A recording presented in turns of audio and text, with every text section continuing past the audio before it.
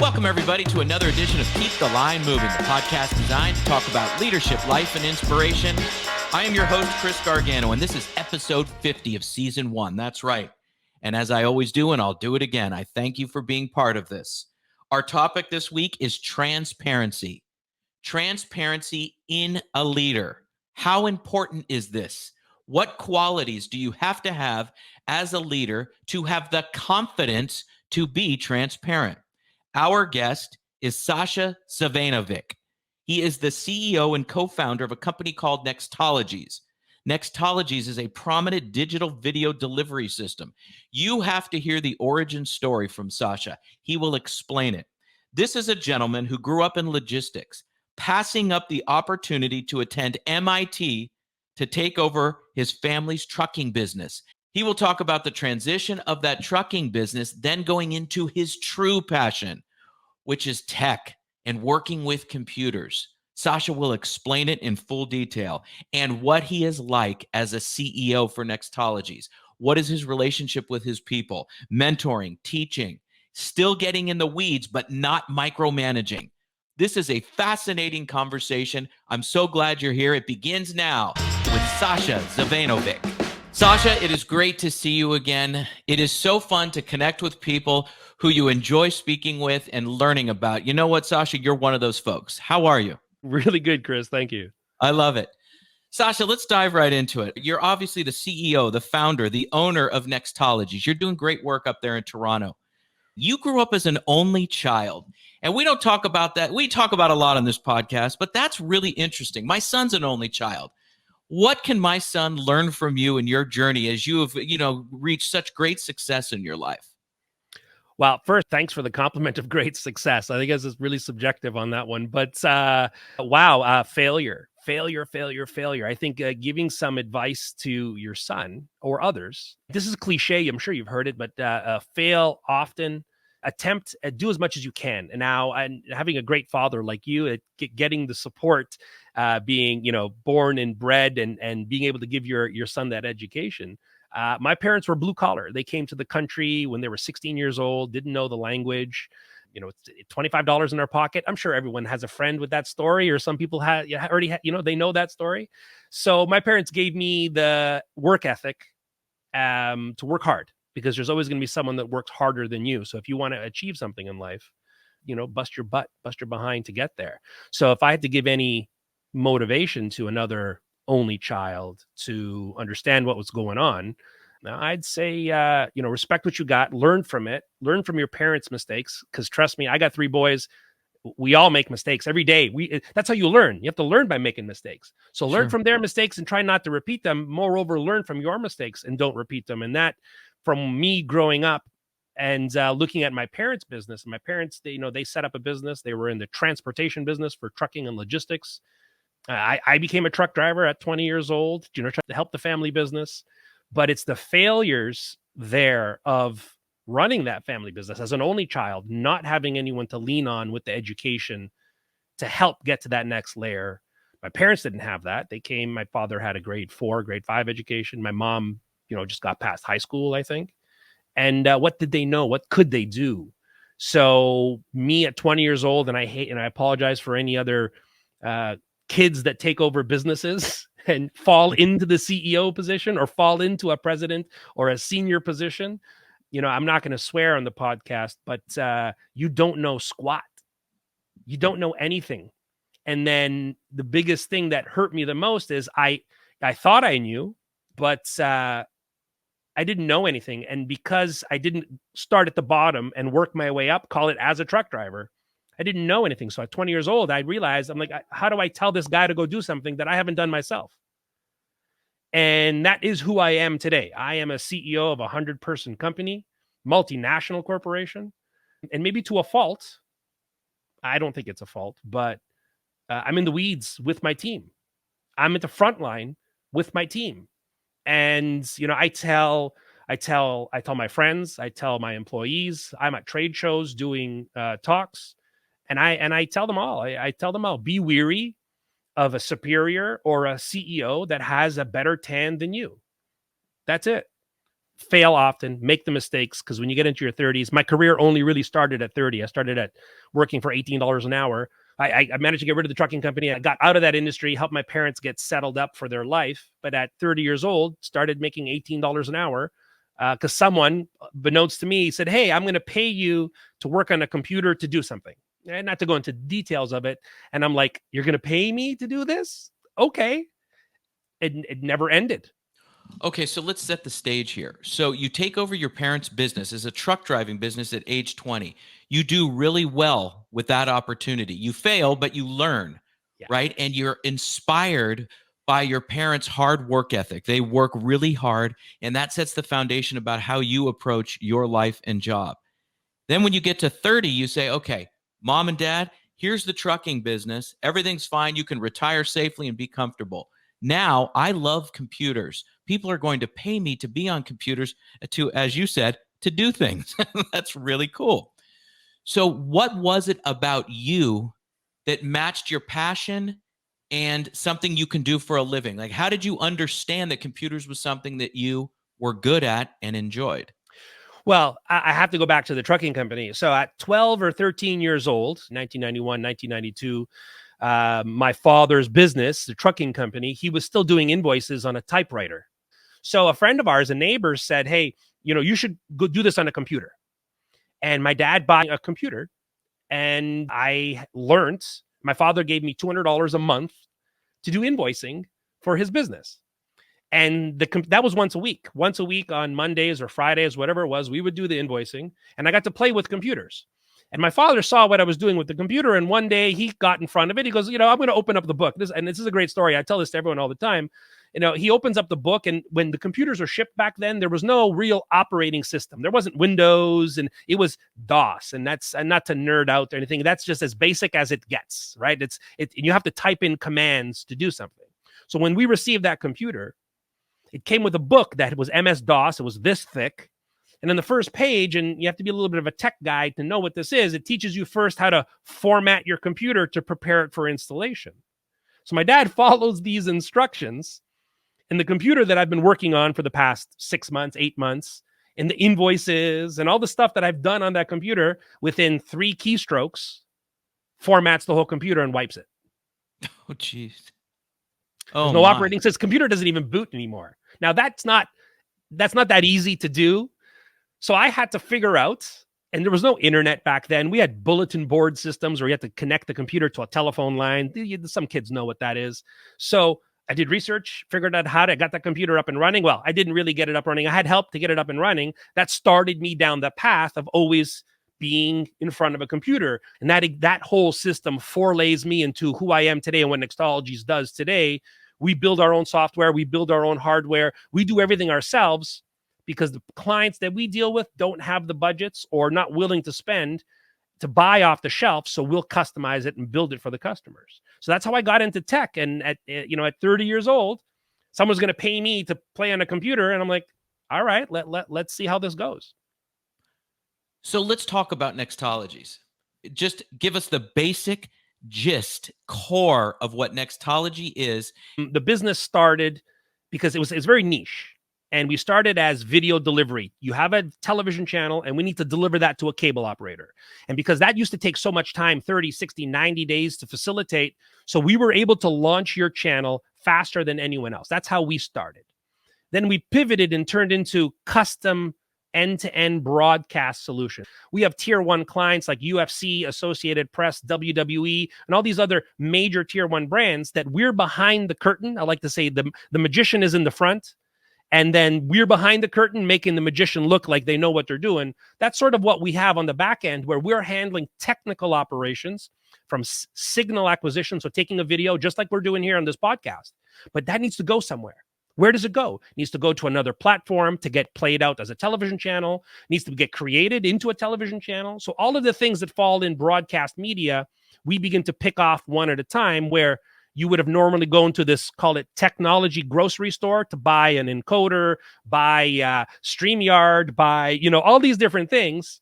Well, now you could all do it at one-stop shop. And guess what? We're the Costco or the Kirkland brand of the broadcast industry, right? You can still come through us and we'll get you some of those stuff. But hey, the Kirkland brand is a little bit more cost effective. Come over here and we'll give you this one. And you get a decent price. So that's really who Nextologies is. End-to-end video solutions from when it leaves the camera onwards down to where it appears on the screen, usually television screen, mobile, or your computer. We're handling so much in between here where we have tier one customers from around the world coming to us to manage all of their video solutions. Because unlike yourself, who's extremely savvy to do it on your own, so many people are not so savvy. Sasha, one, I am not savvy, and two, you nailed that. Thank you. Got that. That was really, and I know you and I know your company. I know people at your company, so I have a little bit of an advantage, but that was really well done. Thank you. All right, Sasha, now we need to uncover what it means to be the CEO, founder, and owner of Nextologies, because this is what is really interesting, because you have a dynamic skill set. You founded the company, you're driving the company, you're hiring, you're firing, you're enabling, you're empowering, yet you also have to have this technical expertise. And we've had folks on here that do the same thing as you. I'm fascinated by having that dual skill set. Now, how do you think, we know how you index technically. You just told the story about the computer. You also just told the great story about your company and what it stands for. Now, I'm going to put you on the spot. Tell me how you are as a CEO, as a human being. What do people say about you within the company? What do partners say? How do you interact? What are your strengths in that regard? And I know I've got a smile on your face. Let's keep it there. Yeah, there's so much that can be said about me on that layer, and I think I'm not the ideal or perfect CEO. I'll be the first one to say that. It's a learning process. I ask for forgiveness in advance tons of times with my team, and I'll say, listen, guys, I apologize in advance, but what the blank, because I'm a little too close to it. There's a fine line between too far away and too close. And when I say too close, and I'm learning how to manage this, and I think that's the biggest thing to take away from this statement is I'm learning now, at 46 years old, learning now how to accept certain things and try to not micromanage them to the point of where I might as well do it myself. Yes, have to let things go and let people go and do the job in success and in failure. But in failure, it's your responsibility to pick them up and help them, but not micromanage during.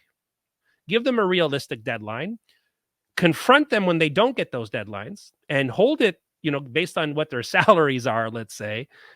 If, you're paying them cheap, what else can you expect? You're paying them well, really well, then you got to hold them to that salary. You got to hold them to those expectations. So it's that sort of fine line as a CEO, put people in the right place to do the right job, pay them accordingly, but you have to hold them accountable. And unfortunately, to those people who were paid accordingly, if they're not doing their job, you have to shift them off either to another position or replace them with people that can do that job. Life is too short to, it's not a charity, as one of my mentors taught me. And it sounds crude. It sounds rough. Like, oh my God, listen to this guy saying not a charity. It isn't. It's a business. We're here to make money. If you're not hitting your goals, what? Am I going to keep you around? So as a CEO, these are the things that I'm learning on a day-to-day basis. How do I handle this? How do I do this better? And yeah, I don't know how else to convey that. Like that's just sort of who I am, trying to learn every day, making mistakes every day and trying not to repeat them.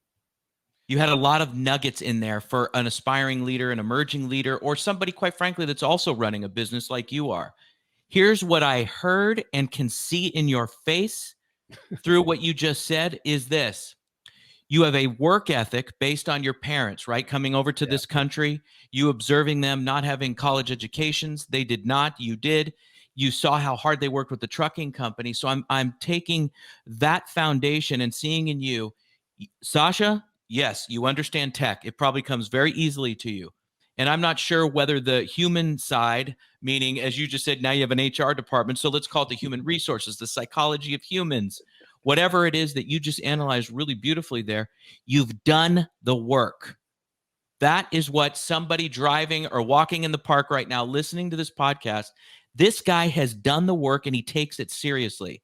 Is that accurate, Sasha? And what Yeah. has that work looked like for you over the course of your professional time at Nextologies? I love how you articulated that far better than I could. It's I spent for years at the company that I worked for prior. I sat in a room and I was a fly on the wall. I was a fly on the wall and listening and learning and listening and learning so that I can go and do, and then I would do when no one else was working harder than anyone else. Just like Kobe Bryant was in there trying to shoot in threes in the dark. They didn't even turn the lights on in the stadium. He's in there. And that's why he was the best. And I'm no Kobe Bryant, trust me, but I work harder and longer, but that also makes me most vocal. That also makes me most bullish. And if you ever seen any other interviews that I've done or even been at the trade shows, I'm bullish on my statements, not because I think I know it all. I'm bullish because I spent the last decade doing it. People know that I'm bullish. My team knows that I'm bullish. 9 times out of 10, they know that I'm right. And that I have a team who follows me because that they know that I'm never going to put them in harm's way. And they know that any day, time or night, doesn't matter where it is, I'm going to answer their calls to help solve their problem if they have one. And that's where every leader should be. That's what a leader should be. In fact, when you get to the CEO level, you're working harder, more stress, more responsibility. And, I got 99 more mouths to feed. Every decision that I make directly dictates, the other 99 people below me here. And you have to work harder. So, Sasha, you're really, really intriguing me today. Okay. Because here's what you just said. You used the actual word bullish, saying that I'm bullish. You got to be bullish because I'm living this. And I get that, Sasha. I'm a year into this company. I get what you're saying.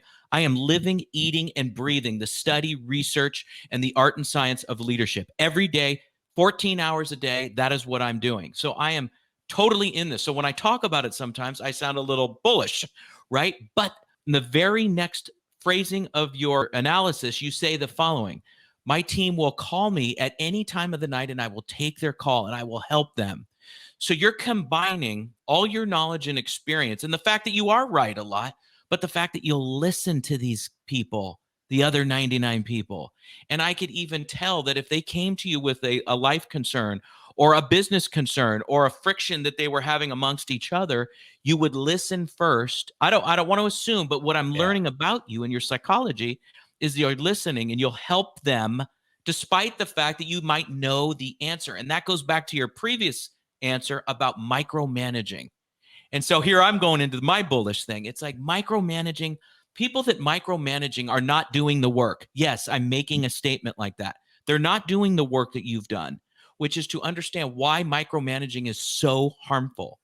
Anyway, I've teed up too much Well, for you. sometimes what we want to do in sometimes it's read as micromanagement, right? But it's a borderline of I want to help you get to the destination because I know where you're going, and I spent 18 hours going through this exact same problem. Let me help you spend one, and that can get interpreted like micromanagement, and and I go back to that fine line. I encourage, in fact, which is not common for everyone, but I love to teach.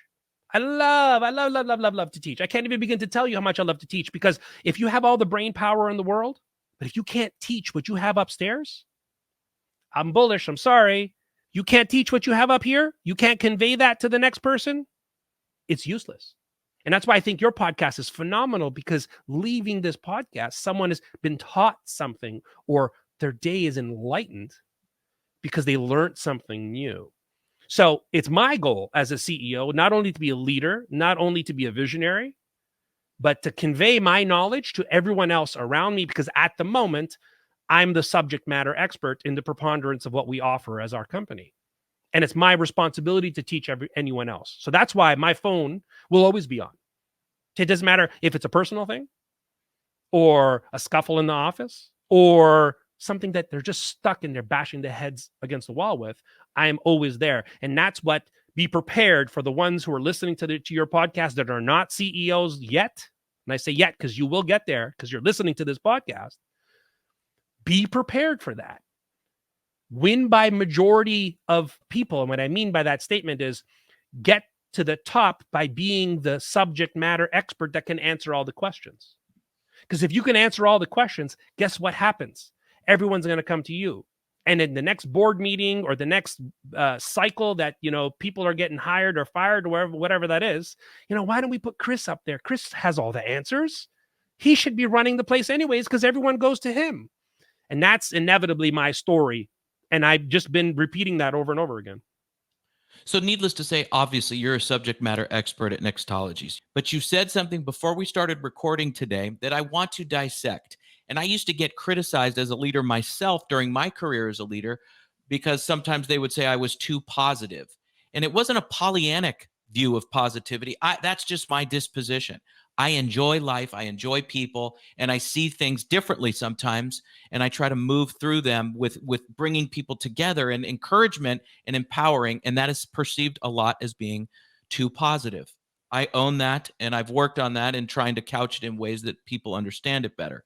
What did you mean before we started recording today about how positivity is an advantage for you? I don't want to put words in your mouth. Here's what I'm asking. Subject matter expert combined with positivity. How do they mutually exist? Yeah, so put an asterisk on that positivity that amplified itself when I got to a level of comfort or success or being an entrepreneur. There's no 401k, there's none of that stuff. So I was able to put some money in the bank. I was able to get myself to a level where all that hard work, I achieved something. Let's say it like that. I achieved a certain level. I've been positive that entire time, but it really began to really show. And I convey that to my entire team on the positivity factor, because I've learned being in the broadcast industry now for 16 years, broadcast television. I've seen a lot, been through a lot, but there's a lot of repetition. And what I did see was if you don't get a deal this time around, it's okay. Don't worry about it. Don't stress.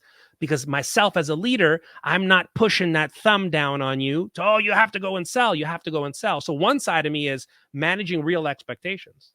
And the other side is encouraging team members that this isn't life altering. And at least the nature of our business doesn't put people in life altering positions. And I try to motivate through positivity. And it's not about subject matter expert in anything. It's about life is too short to stress over the small things. When I look at the positivity and I just remind people, I'm like, guys, first world problems. Some guy cut you off on the highway. Really?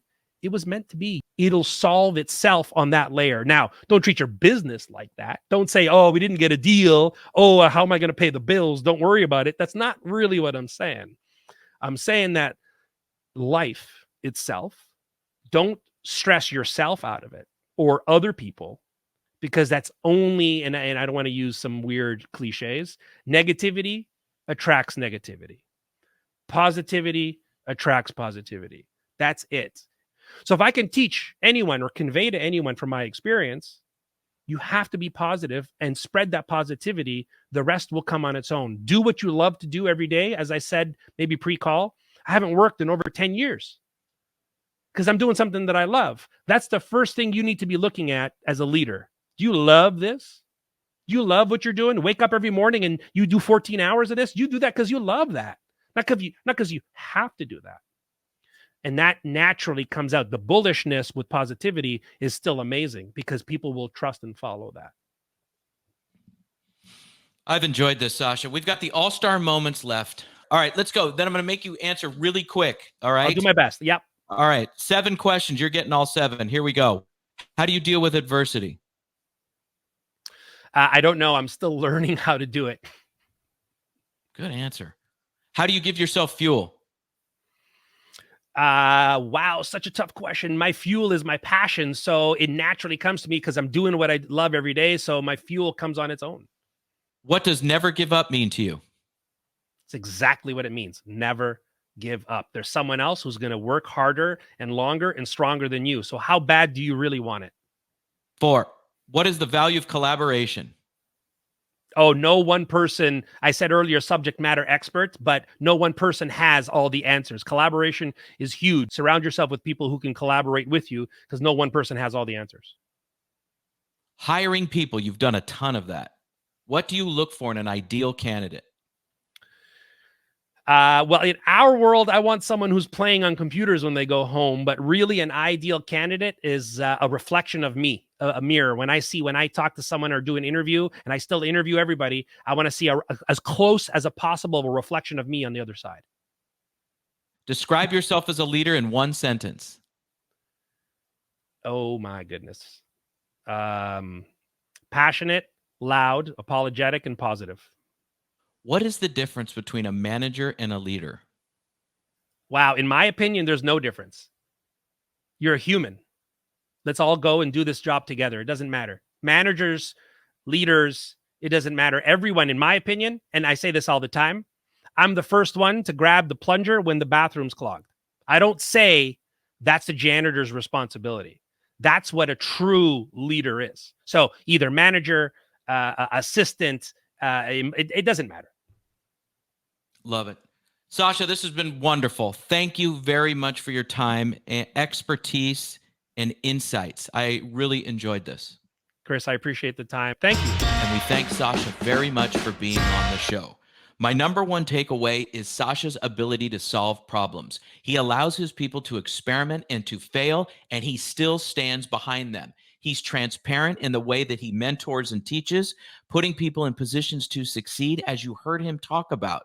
Subject matter experts. Now, Sasha has seen it all. He has experience in most of the areas of his business, but he allows people to push the limits and test themselves so the company can be great. I really appreciated Sasha's story. Hope you did as well. And I appreciate you for being part of this each and every week. Have a great week, everybody. We'll see you next time on Keep the Line Moving. Every week, you hear guests on this podcast talk about some of their biggest leadership challenges. As a leader, you want to make an impact on those you lead and reach your organization's goals, while also optimizing your time management. Wherever you are in your leadership journey, we could all use some help. This is what we focus on with our group and individual coaching services. To book a call or get more information, email me directly at chrisg@garganoleadership.com or visit our website at garganoleadership.com. For our podcast and video producer, Jack Radutsky, and our marketing coordinator, Savin Narwal, have a great week, everybody.